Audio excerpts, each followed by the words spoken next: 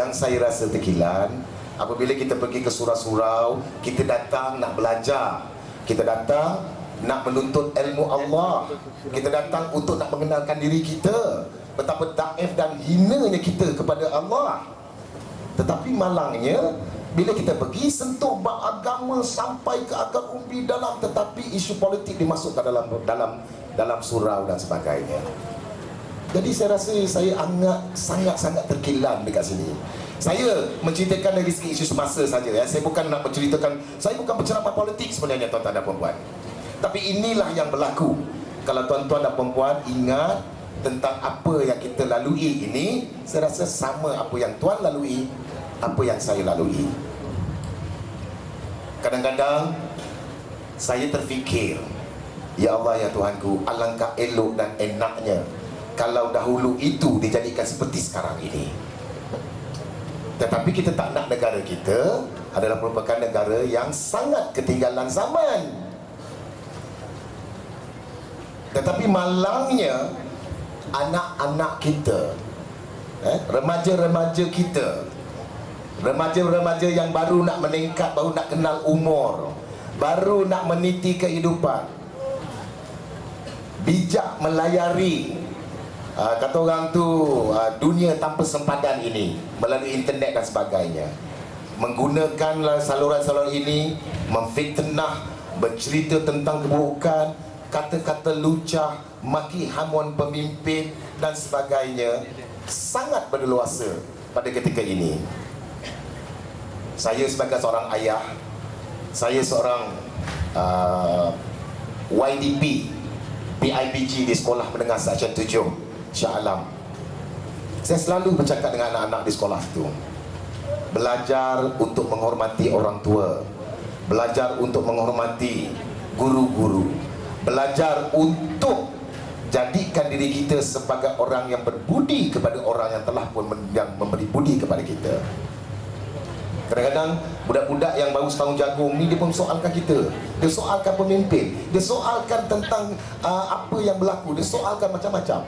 Sedangkan dia tak nampak tentang apa yang telah kita nikmati selama ini, hasil daripada peninggalan pemimpin-pemimpin bijak kita dari dahulu sehingga ke hari ini. Tuan-tuan dan puan-puan yang saya hormati sekalian, saya nak share sedikit cerita. Setiap kali by election, saya pasti datang dan turun padang. Saya tak pernah tinggal walau di mana pun dalam negara kita ini, insya-Allah. Kerana apa? Kerana saya rasa terpanggil dan bertanggungjawab untuk menjelaskan kepada pengundi-pengundi bahawa betapa pentingnya kita untuk mendapatkan nikmat yang sekarang ini, yang aman damai, dikekalkan sehingga ke akhir hayat kita.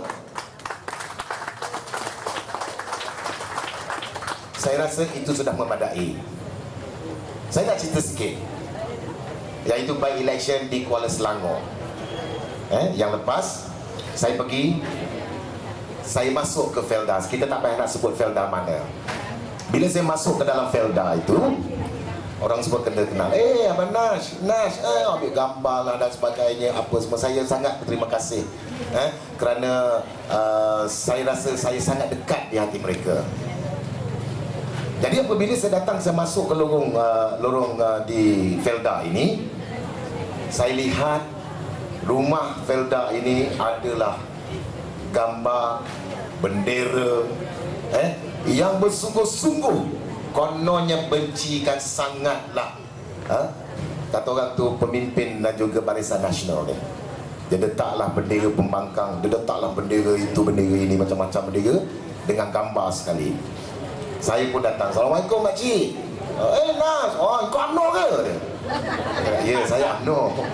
Saya orang UMNO, betul, saya orang UMNO. Ini kau ni apa? Kau ni baru ni lah kau datang. Dia macam cakap jauh sikit lah, saya tak boleh cakap jauh. Kau baru ni lah kau nak datang ni, kata dia. Kalau dulu-dulu kau tak pernah datang, sekarang ni kau nak datang. Tak apalah pakcik, dulu tak di pilihan raya, sekarang di pilihan raya saya datang lah. Jadinya saya pun cerita, saya tengok ni tengok ni, alamak, ini memang peminat ni, kau gila ni orang kata. Peminat pembangkang.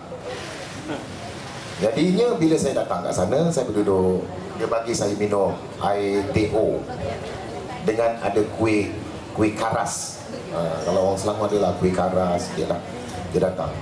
Yang anak-anak dia yang saudara-mara dia yang lain ni tengah melipatlah bendera hijau, melipatlah bendera-bendera Pakatan Rakyat ni. Jadi saya bercerita dengan dia, Pakcik dah lama ke jadi ahli ni? Lama dah, kata dia. Lama dah, memang dari dulu lagi lah. Jadi saya pun cerita sedikit, ini cerita benar.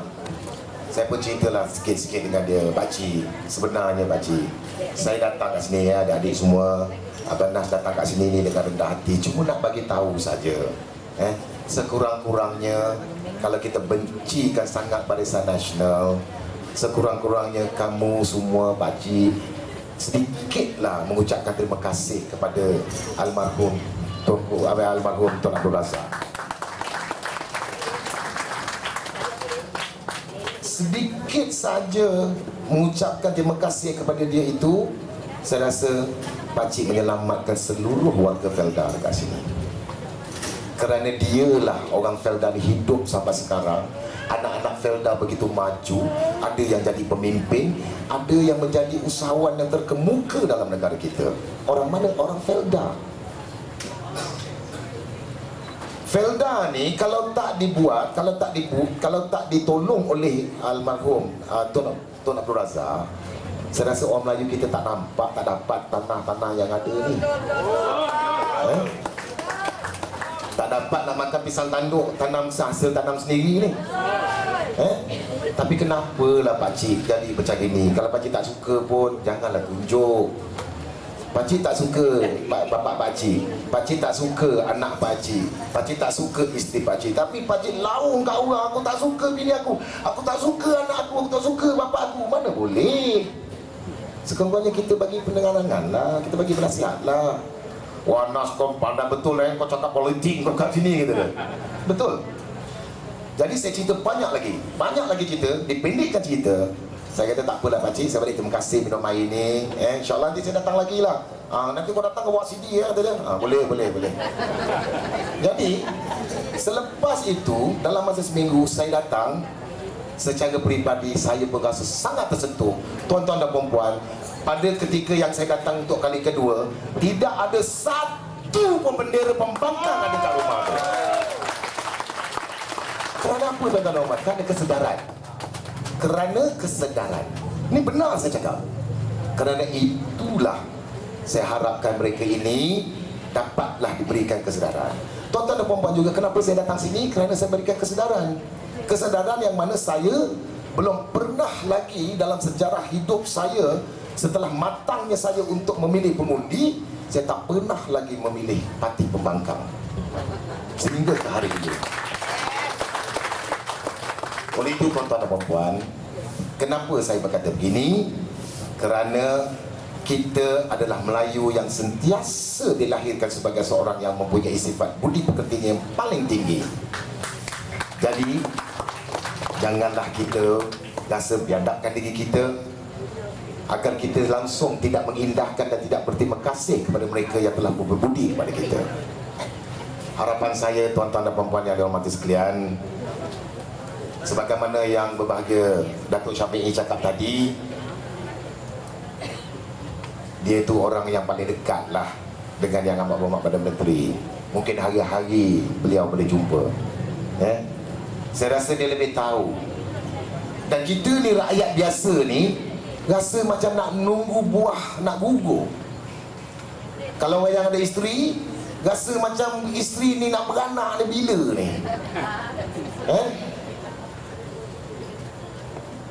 Beliau lagi tahu. Jadi sebagaimana yang beliau kata, pilihan raya kita tak lama saja lagi, hanya tunggu matang saja harinya. Kerana kebijaksanaan orang-orang terdahulu, sehinggalah pemimpin kita yang diterajui oleh Yang Amat Berhormat Datuk Seri Najib Tun Abdul Razak ini, dan juga barisan-barisan jemaah menteri dan pemimpin-pemimpin yang lain, sangat-sangat prihatin kepada rakyat kita, sangat-sangat merendahkan diri mereka sebagai seorang pemimpin, sangat-sangat kata orang tu memberikan khidmat yang sebenarnya sebagai seorang pemimpin kepada rakyat Malaysia. Jadi tidakkah kita nampak ini semua? Suka saya nak imbaskan sekali lagi, sentara saya tengah-tengah ingat, Allahyarham Tun Abdul Razak adalah merupakan pemimpin yang cukup berjaya, cukup senang di hati rakyat. Beliau sendiri bekerja keras siang dan malam, pergi ke sana pergi sini, sehingga kan beliau menghembuskan nafas terakhir dalam perkhidmatan beliau sebagai Perdana Menteri. Jadi kita doakan agar rohnya dicucuri rahmat, dan kita mahu sebagaimana sulbi yang dilahirkan kepada beliau, yaitu yang amat berhormat Datuk Seri Najib Tun Razak, akan mengikut jejak langkah ayahandanya, bekerja keras siang dan malam, tak kira pagi, tak kira petang, pergi ke mana saja, ke ceruk rantau, mendekatkan diri, menghambakan diri kepada rakyat. Kalau ini kita tidak berterima kasih dan kita juga tidak nampak, wallahu alam. Saya jelas, saya nampak kesungguhan pemimpin kita. Jelas saya nampak. Anda semua nampak? Alhamdulillah. Kalau nampak, jangan toleh kiri dan jangan toleh belakang.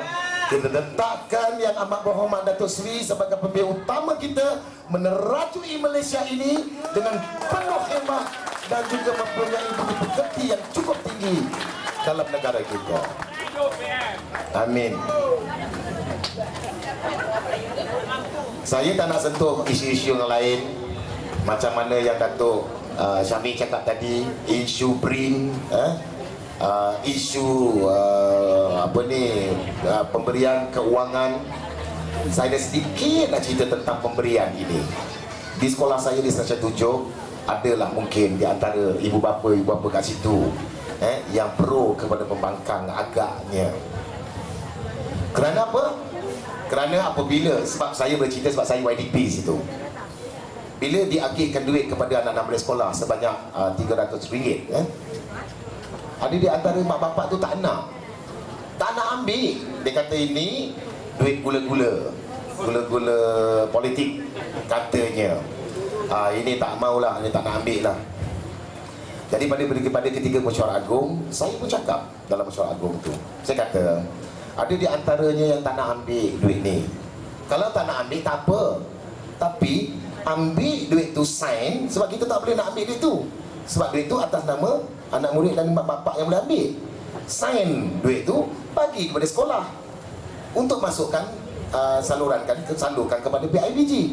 PIBG boleh manfaatkan kepada anak-anak dia orang ni. Ada di antaranya pun tak nak sign, tak nak ambil. Tapi dalam hati kecil saya yang taif, yang geram ni juga, kalaulah ya Abang Muhammad Perdana Menteri bagi 1,000, mungkin dia ambil kot. Tapi bukan itu isunya. Soalnya ialah hati.